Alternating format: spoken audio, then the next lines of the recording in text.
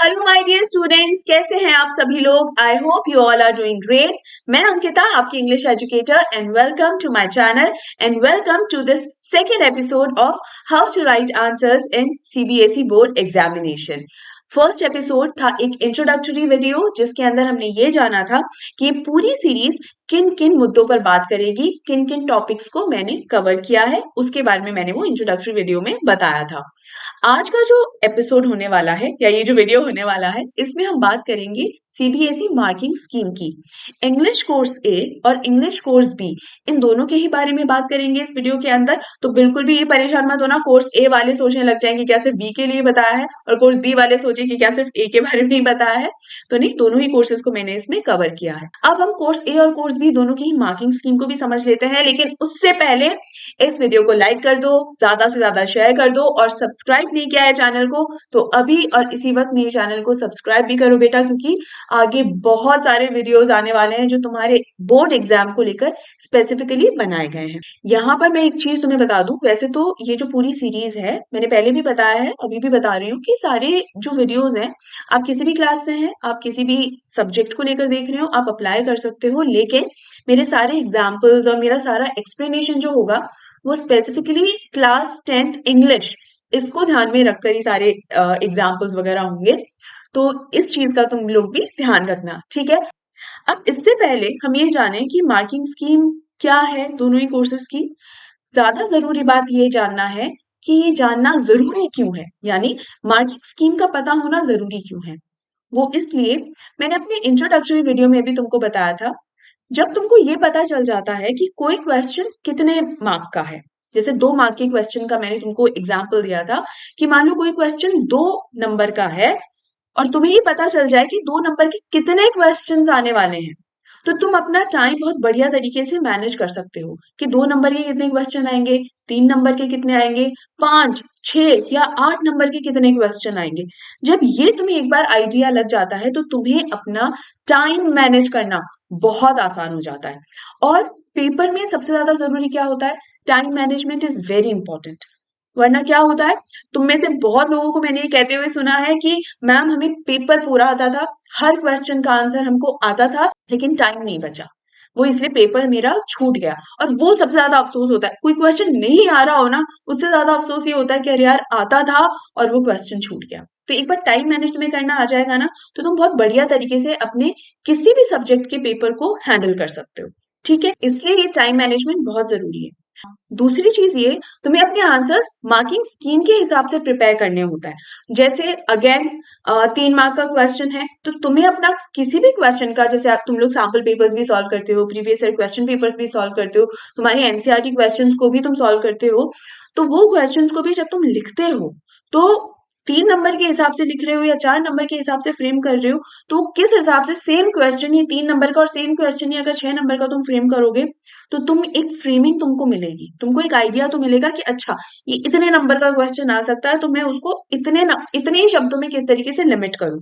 तो इसकी मैंने ट्रिक तुम्हें बताई हुई भी है कि कीवर्ड्स जो है उसके हिसाब से तुम लोग ये प्रिपेयर कर सकते हो। बाकी इस पॉइंट को मैंने अलग वीडियो के अंदर कवर किया है, तो उसे वहां और अच्छे से समझना। बाकी यहाँ मैं तुम्हें बता रही हूँ कि चूंकि मार्किंग स्कीम तुम्हें पता है, तुम्हें ये मालूम है कौन सा क्वेश्चन कितने मार्क का होता है, तो तुम्हें अपने आंसर को उतना कॉम्पैक्ट या उतना एक्सपेंड कैसे करें, वो पहले से प्रिपेयर करने का एक स्पेस मिल जाता है, राइट। तो ये है कुछ इंपॉर्टेंट रीजंस जिसकी वजह से मार्किंग स्कीम को जानना बेहद जरूरी है। अब यहाँ मैं कर देती हूँ खुद को मिनिमाइज और हम बढ़ते हैं मार्किंग स्कीम की तरफ। तो चलो, यहाँ मैंने खुद को मिनिमाइज कर दिया है और अब बढ़ते हैं हम कोर्स ए की मार्किंग स्कीम की तरफ। देखो, सबसे पहले तो ये देख लो कि 4 सेक्शन है, reading comprehension, writing skills, grammar and literature text book. तो यहाँ रीडिंग कॉम्प्रीहेंशन होता है 22 मार्क्स का तुम लोगों का, राइटिंग स्किल्स भी 22 मार्क्स की है, ग्रामर सेक्शन है 10 नंबर का, और लिटरेचर टेक्स्ट बुक होगी 26 मार्क्स की।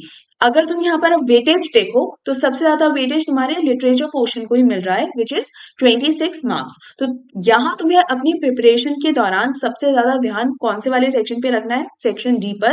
लेकिन इसका ये मतलब नहीं है कि बाकी के जो 3 सेक्शन है उन पर ध्यान ही नहीं देना है। इनफैक्ट अगर तुम रीडिंग स्किल और राइटिंग स्किल्स को देखो तो दोनों ही इक्वल वेटेज के हैं, 22 मार्क्स के। तो यहाँ तुम्हें इसकी भी प्रैक्टिस लगातार करते रहना है। किस तरीके से रीडिंग सेक्शन को हैंडल किया जाए उस पर मैंने कुछ शॉर्ट्स बनाए हुए हैं। मुझसे स्टूडेंट्स ने ही पूछा था कि मैम रीडिंग कॉम्प्रिहेंशन को ये जो अनसीन पैसेजेस हैं किस तरीके से उन्हें हैंडल करें, समझ में नहीं आता है। तो वो शॉर्ट्स ज़रूर से तुम लोग चेक कर लेना। उसमें मैंने काफ़ी सारे तुमको टिप्स ऐसे बताए हैं जिससे तुम्हारा रीडिंग कॉम्प्रिहेंशन का जो सेक्शन है उसको तुम्हें हैंडल करना बहुत आसान हो जाएगा। जैसे अगर बहुत लेंदी अगर अनसीन पैसेज कई बार बहुत लेंदी आ जाते हैं, तो उसे क्या करना चाहिए, एक बार में पढ़कर उसको मत तुम क्वेश्चन अटेम्प्ट करो। इनफैक्ट उसको सेक्शन वाइज पढ़ो, मतलब छोटे-छोटे पैराग्राफ्स में उसको बाँट दो। एक पैराग्राफ एक सेक्शन पढ़ो, उसके बाद क्वेश्चन अटेम्प्ट करो, फिर आगे उसके पढ़ो और फिर क्वेश्चन अटेम्प्ट करो। तो इससे क्या होता है तुम्हारे लिए थोड़ा मैनेजेबल हो जाता है। अदरवाइज पूरा का पूरा अनसीन पैसेज एक बार में पढ़ता है ना तो कुछ समझ ही नहीं आता कि किस तरीके से उसे हैंडल किया जाए।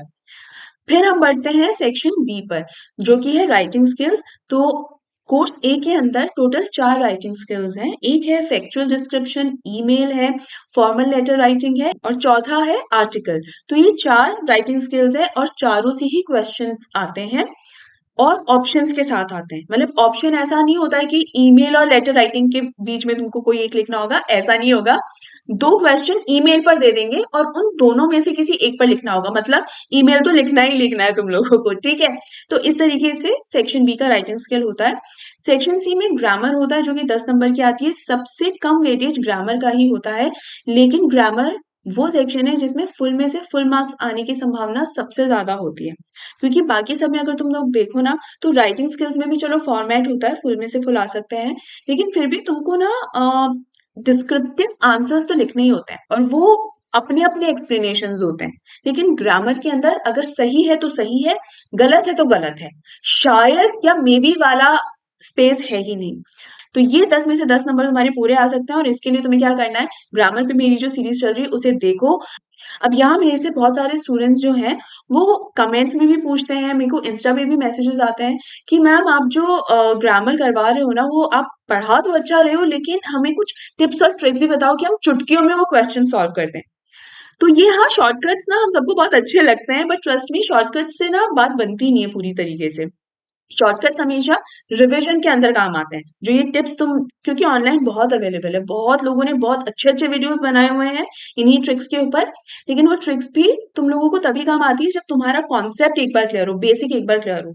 वो इसी तरीके से बात होती है कि तुम्हारी घर की बिल्डिंग अगर अच्छे से बनी हुई है ना, तो ऊपर वाला फ्लोर बनाना है तो अगर नीचे वाले फ्लोर्स अच्छे से बने हुए हैं, नींव, फाउंडेशन एकदम स्ट्रॉन्ग है ना, तभी ऊपर वाले फ्लोर का वो बोझ जो है वो झेल पाएगी बिल्डिंग, अदरवाइज नहीं झेल पाएगी, वो गिर जाएगी। तो टिप्स और ट्रिक्स जो होते हैं, एक तो कॉन्सेप्ट तुम लोगों का ऑलरेडी क्लियर है तभी वो ट्रिक्स काम आएंगी। उसके अलावा कुछ टिप्स और ट्रिक्स वो स्पेसिफिक क्वेश्चन जो तुमको वीडियो में दिखाए जा रहे हैं ना, उन्हीं क्वेश्चन पर एप्लीकेबल होती है। कई बार सब जगह तुम लोग अप्लाई नहीं कर पाते हो, ट्रिकी क्वेश्चन आ जाता है ना, तो टिप्स कई बार ट्रिकी क्वेश्चन के ऊपर गड़बड़ कर जाते हैं, क्योंकि समझाने वाला तो धुरंधर है, लेकिन आप लोग तो समझ रहे हो ना, अभी उतनी धुरंधर हो नहीं। इसलिए कॉन्सेप्ट को अच्छे से समझ लो। आगे जब हम रिवीजन भी करेंगे ना, उसमें सारी टिप्स और ट्रिक्स तुम्हारे लिए आएंगी, डोंट वरी एट ऑल। मैं कुछ भी छोड़ने वाली नहीं हूँ। तो मेक श्योर इसको अच्छे से तुम लोग अपने कॉन्सेप्ट जो है बेसिक एकदम उसको क्लियर कर लो, ठीक है? अब बढ़ते हैं सेक्शन डी पर, जो कि है 26 मार्क्स का लिटरेचर टेक्स्ट बुक। इसमें तुम्हारे जो 2 बुक्स हैं, लिटरेचर रीडर है और मेन कोर्स बुक है। तो लिटरेचर रीडर से तुम्हारे सारे क्वेश्चंस बनते हैं। तो मेन कोर्स बुक क्यों जरूरी है मैम?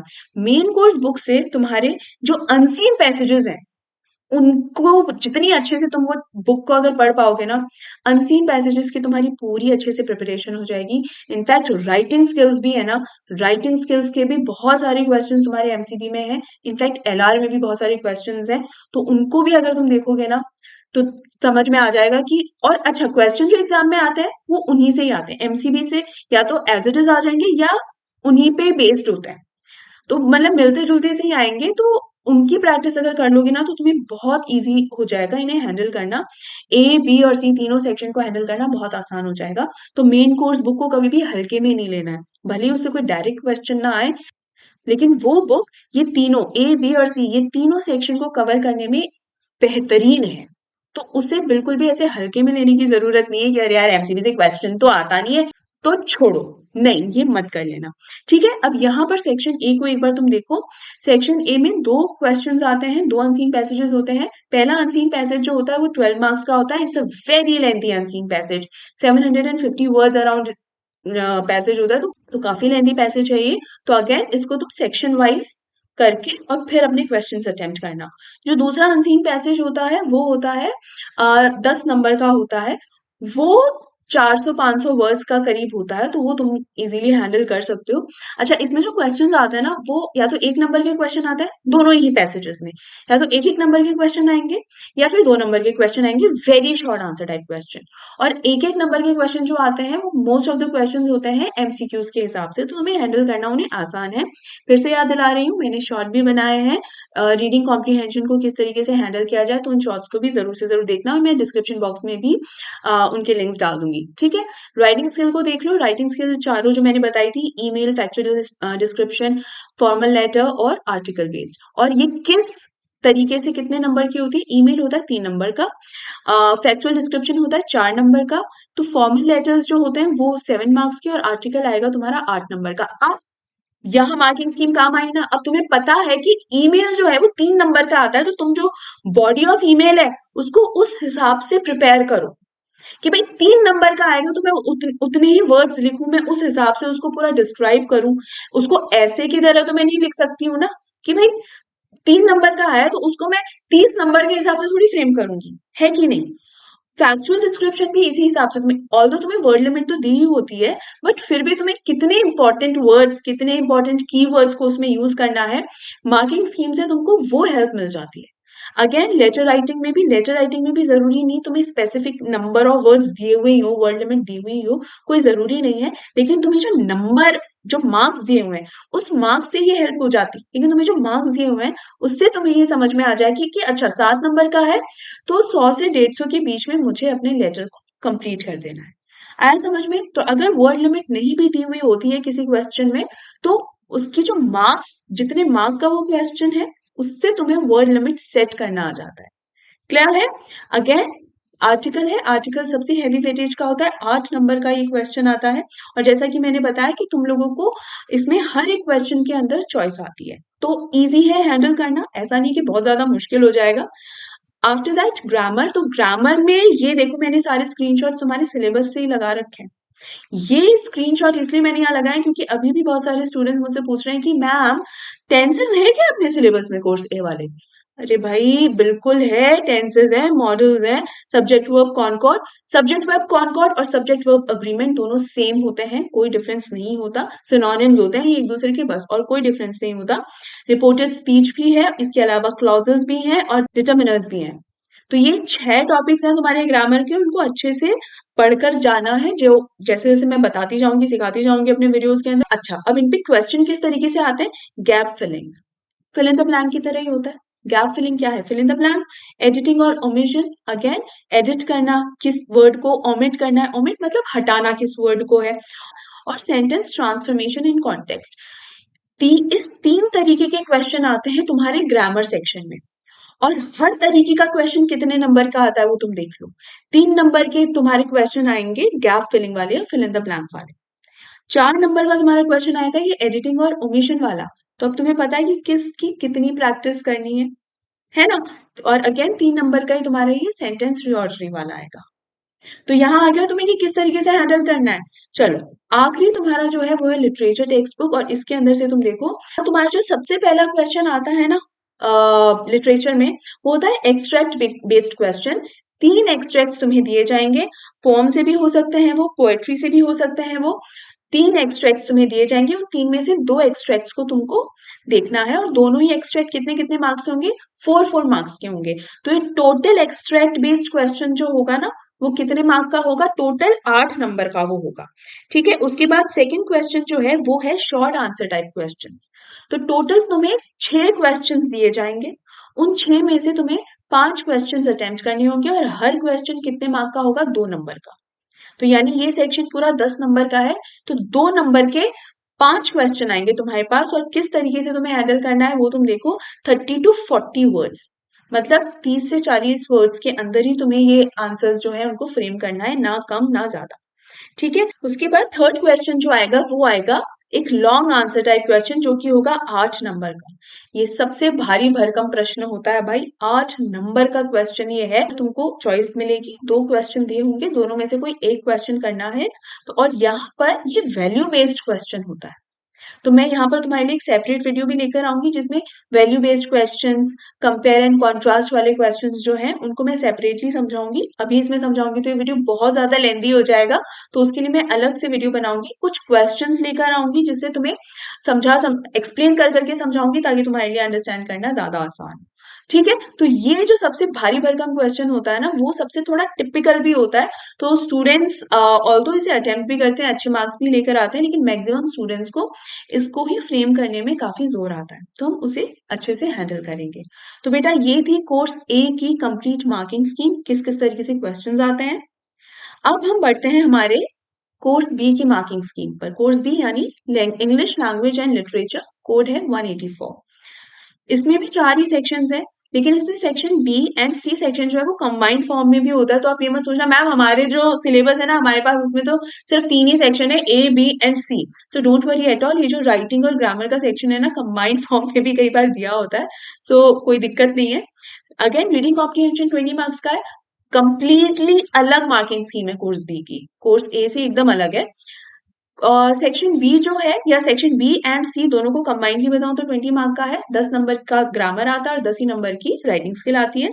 और सेक्शन डी जो कि है लिटरेचर टेक्स्ट बुक, वो सबसे ज्यादा हैवी वेटेज का है, 40 मार्क्स का है। ठीक है, तो ये 40 मार्क्स मतलब सबसे ज्यादा ध्यान किस पर देना है, इसी पर ही देना है, लिटरेचर पर, यानी आपकी first flight and footprints without feet, इन दोनों बुक्स पर सबसे ज्यादा ध्यान देना है। तो यहाँ देखो तुम्हारे जो रीडिंग कॉम्प्रिहेंशन आते हैं, अगेन 2 रीडिंग कॉम्प्रिहेंशन आएंगे तुम्हारे, दोनों ही ये मतलब कोर्स बी में थोड़ा सा ये इजी पड़ती है ये चीज कि जो अनसीन पैसेजेस आते हैं ना, दोनों ही अनसीन पैसेजेस बहुत छोटे छोटे होते हैं। ठीक है, लेकिन वेटेज भी फिर कम है, 20 नंबर का ये, वो खैर 22 नंबर का 2 ही नंबर का डिफरेंस है ऑल दो। बट यहाँ पर ये है कि छोटे पैसेजेस आते हैं, एक आता है 400 450 का और दूसरा 200 250 का ही आता है, तो इसको हैंडल करना कंपैरेटिवली काफी आसान है। इसके बाद अच्छा क्वेश्चन आते बिल्कुल वैसे ही सिमिलर से आते हैं, एमसीक्यू टाइप के आ गए, या तुम्हारे पास एक एक नंबर के क्वेश्चन आएंगे या फिर 2 नंबर का एक क्वेश्चन आएगा, दैट्स इट। बहुत ज्यादा 3 नंबर का आ गया, 4 नंबर का, ऐसे क्वेश्चन नहीं आते रीडिंग कॉम्प्रिहेंशन में। Then writing skills and grammar वाला सेक्शन, तो ग्रामर में तुम लोग देखो कोर्स ए और कोर्स बी का जो ग्रामर का जो सिलेबस है वो डिट्टो सेम है, लेकिन एक डिफरेंस जो है, मात्र एक डिफरेंस जो है वो ये है कि कोर्स ए के अंदर एक और टॉपिक है एक्स्ट्रा, और वो है क्लॉजेस का। बाकी तुम देखो determiners, tenses, modals, subject verb concord या subject verb agreement and reported speech, ये सारे के सारे एकदम डिट्टो सेम है। और ये आगे भी जो मैंने दिया हुआ है gap filling, editing, transformation exercises, question जो आते हैं तुम्हारे वो भी सेम ही तरीके से आते हैं, गैप फिलिंग वाले होते हैं। और एडिटिंग एडिटिंग अगेन वही, एडिट क्या एडिट करना है, क्या ओमिट करना है, और ट्रांसफॉर्मेशन ऑफ सेंटेंसेस, इसी तरीके के क्वेश्चन आते हैं। यानी ये सेक्शन जो होता है कोर्स ए और कोर्स बी का 99% सेम होता है, बस 1% ये डिफरेंस है कि कोर्स ए में क्लॉजेस टॉपिक भी है, कोर्स बी में क्लॉजेस टॉपिक नहीं है। ठीक है, और सेम मार्क्स है 10 नंबर। देन राइटिंग स्किल्स क्या है, कोर्स बी में सिर्फ 2 ही राइटिंग स्किल्स हैं, एक है फॉर्मल लेटर और एक है एनालिटिकल पैराग्राफ, दैट्स इट। ठीक है, और 5-5 नंबर की आती हैं ये, एनालिटिकल में भी तुम लोगों को 2 चॉइसेस मिलेंगी, फिर लेटर में भी चॉइसेस मिलेंगी। ठीक है, और 3 से 4 तरीके के लेटर्स हैं तुम्हारे, कि एक तो है लेटर टू एडिटर, वो तो बाय डिफॉल्ट होता ही होता है, एक कंप्लेंट का लेटर है, एक ऑर्डर प्लेसमेंट का लेटर है, एक इंक्वायरी लेटर है, इस तरीके के कुछ तरीके के लेटर्स हैं, हम उनको भी करेंगे सेपरेटली, राइट। तो ये तुम्हारे 5-5 नंबर के 2 क्वेश्चन तुमको अटेम्प्ट करने होते हैं राइटिंग स्किल्स के अंदर, 10 नंबर की राइटिंग स्किल होती है। अब हम आ जाते हैं लास्ट सेक्शन पे जो कि है लैंग्वेज थ्रू लिटरेचर। इस लास्ट सेक्शन की बात अगर मैं करूं तो तुम्हारे पूरे क्वेश्चन पेपर में टोटल 11 क्वेश्चंस हैं। तो क्वेश्चन नंबर 1 to 5 तक तो तुम्हारे पहले 3 सेक्शन में कवर हो जाता है, क्वेश्चन नंबर 6 से लेकर 11th तक जो है वो पूरा इस लास्ट सेक्शन के अंदर कवर होता है। तो यानी 40 मार्क्स का जो है सबसे ज्यादा हेवी वेटेज का यही सेक्शन है, तो इस पर बहुत ध्यान देना है। जो 6th और 7th क्वेश्चन है वो दोनों ही एक्सट्रैक्ट बेस्ड क्वेश्चंस है, तो सिक्स्थ जो है एक्सट्रैक्ट आएगा तुम्हारे चैप्टर से, और सेवेंथ क्वेश्चन का जो एक्सट्रैक्ट आएगा वो आएगा पोइट्री से। तो यानी दोनों को इक्वल वेटेज देना, ये मत सोचकर बैठ जाना कि पोइट्री से ही एक्सट्रैक्ट आएगा या चैप्टर से ही आएगा, ये गलती मत कर देना, ठीक है। फिर तुम्हें एक्सट्रैक्ट्स में चॉइस में मिलेगी, यानी जब सिक्स क्वेश्चन को तुम अटेम्प्ट कर रहे हो तो तुम्हें दो एक्सट्रैक्ट्स मिलेंगे चैप्टर्स से, दोनों में से कोई एक अटेम्प्ट करना होगा। और पोइट्री वाला एक्सट्रैक्ट के साथ भी सेम होगा, जो सेवेंथ क्वेश्चन है उसमें भी दो एक्सट्रैक्ट आएंगे तुम्हारे, दो अलग अलग पोइट्री से दो एक्सट्रैक्ट आ जाएंगे और उनमें से कोई एक अटेम्प्ट करना होगा, राइट। यानी चॉइसेस तुम्हें सेपरेटली दी गई है। इसके बाद तुमको इन एक्सट्रैक्ट में जो क्वेश्चन पूछे जाते हैं वो कैसे पूछे गए हैं, वो होता है तुम्हारे टोटल 4 क्वेश्चन आते हैं। एक एक्सट्रैक्ट में से 4 क्वेश्चन तुम्हारे बनते हैं। 3 क्वेश्चंस तो आते हैं 1 मार्क के और एक क्वेश्चन आता है 2 मार्क का।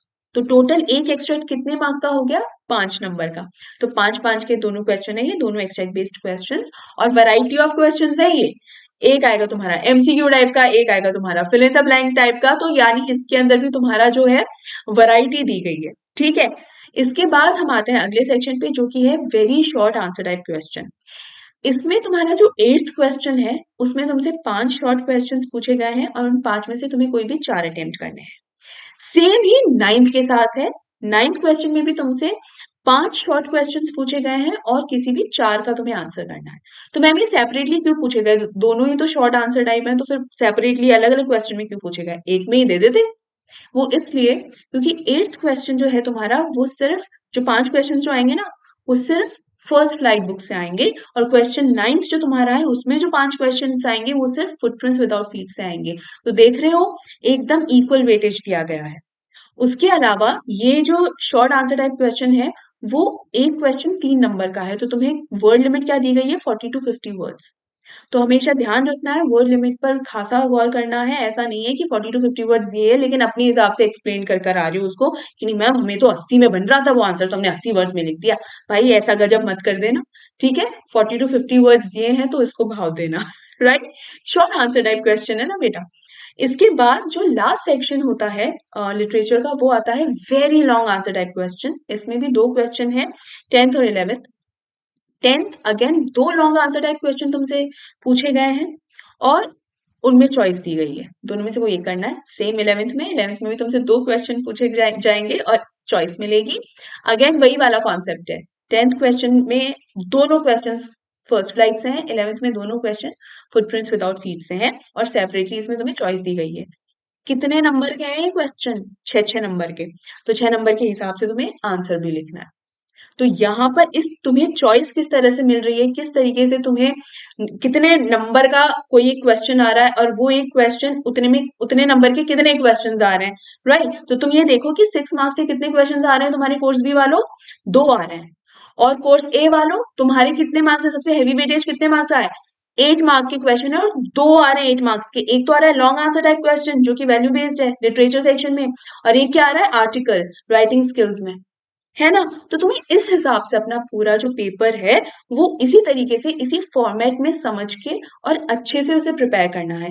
बेटा ट्रस्ट मी, अपने एक्सपीरियंस के साथ कह रही हूँ, जब इस तरीके से मार्किंग स्कीम दिमाग में होती है ना तो हमारा ब्रेन उसी हिसाब से फंक्शनिंग करने लग जाता है और उसी हिसाब से आंसर्स को प्रिपेयर करने लग जाता है। तो आप उसी हिसाब से अगर आंसर्स को प्रिपेयर करोगे तो उसी हिसाब से अपने आंसर्स को आंसर शीट पर भी लेकर आ पाओगे, ठीक है। अब वो फ्रेमिंग स्ट्रक्चरिंग किस तरीके से होगी, कैसे वो परफेक्शन लाया जाए, उसके बाद तो हम आगे आने वाले वीडियोस में करेंगे ही करेंगे।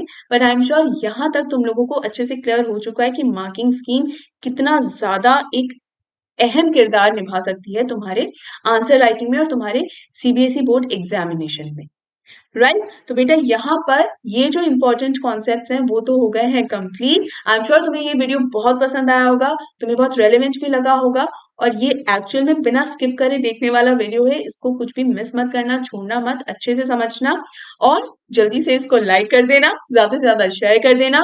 और अगर चैनल को सब्सक्राइब नहीं किया है बेटा अभी और इसी वक्त इस चैनल को सब्सक्राइब करो। बहुत सारे इंपॉर्टेंट वीडियोस आने वाले हैं जो तुम्हारे लिए बहुत ज्यादा यूजफुल होने वाले हैं, ठीक है। और अगर कोई डाउट है तो मुझे कमेंट कर जरूर बताना।